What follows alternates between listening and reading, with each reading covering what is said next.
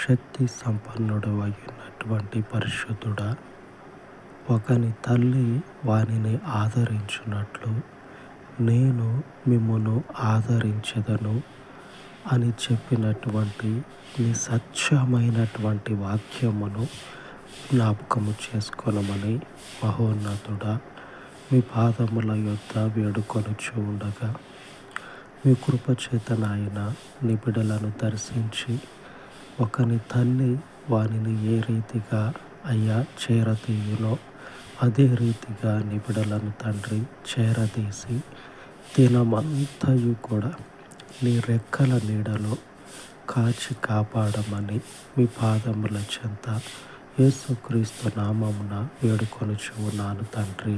ఆమేన్, ఆమేన్. ఉన్నతుడైన దేవుని కృప మనకు తోడయుండును గాక. ఆమేన్, ఆమేన్.